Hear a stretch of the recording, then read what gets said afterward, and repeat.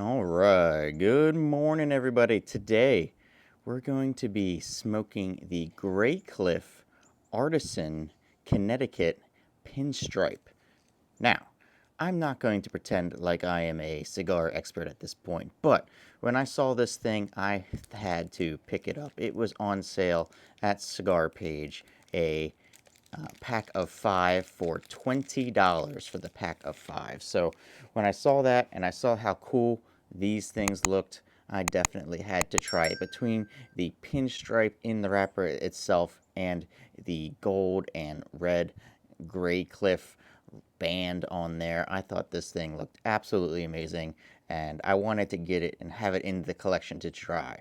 But today we're going to find out, is this thing just a gimmick with the look, or is it actually decent? I'm not going to pretend like I am the best cigar rater in the world or anything like that, but I can tell if I like something or not. So today's video is just going to be about smoking it, trying it, and figuring out if this is a gimmick or is it good.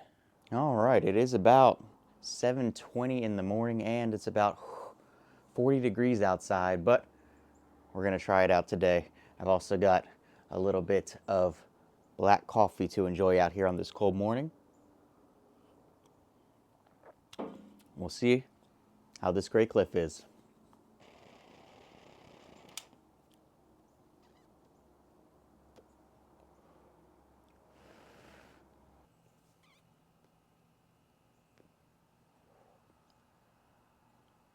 Okay, so we are sufficiently lit up. It's got a very good draw, good smoke output.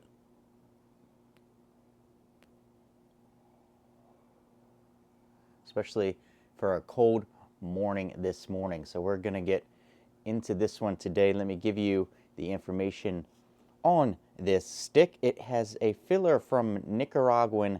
It has Nicaraguan long leaves in it. It has a Connecticut shade wrapper with a Habano leaf stripe going through it, which does make it look quite amazing. So I'll get maybe halfway into this thing and then we'll come back and let you know how it's going. All right, just quickly wanted to update you here on how we're looking. It does have a bit of a wavy burn going on, especially around where the pinstripe is, but the ash is holding on nicely. It seems pretty well constructed overall. Really, the only thing I've noticed is that it does seem to burn a little bit slower where that stripe comes up and meets the burn line, and I've noticed that stripe gets a little bit loose around that burn line, but it hasn't come loose yet. But I could see a potential for that thing to kind of start to unwrap, and if it does, then I don't know if it would maybe unwrap the whole way around, but it hasn't done that yet. So, you know, we're still in the first third here. It's better than I thought it would be, honestly, at this point. Looking pretty good, so we'll keep going. All right, so probably a little bit over halfway at this point, and the burn line has definitely improved from where we were earlier. And I gotta say, I am enjoying this more than I was expecting to at this point. You know, a little bit over halfway through. I saw the pinstripes and, you know, pretty good looking band, I would say, overall. And I kind of equated it to when you find a whiskey bottle that has a really, really cool bottle, but you don't know much about the liquid inside. And I was worried it was going to be more of a gimmick than not.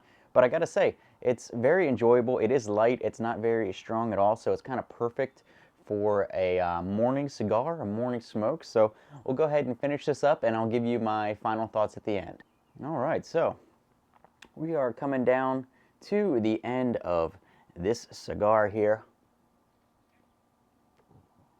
And I gotta say, it has been much more enjoyable than I was anticipating for a cigar that basically cost, you know, it was $20 for the 5-pack, so about $4 a cigar, plus some tax on top of that, so somewhere between $4 and $5 per cigar. I was not expecting very much out of this, but it was nice and enjoyable. It was not strong at all. Nice, easy morning smoke, and had some decent flavor profiles to it. It was really a 2-profile hitter for me. It was like a light cedar and then some spice on there, and I changed my mind multiple times between like a black pepper and some kind of other spice on there. It got a little bit more peppery towards the end, but nothing off-putting, nothing that I didn't enjoy. So it was a really nice morning smoke here out in the cold weather in winter. You can see the sun has risen a bit above me. So the final result here is if it was a gimmick or if it's good. I would say it's good, especially for the price point. Maintained really good draw, really good smoke output throughout. The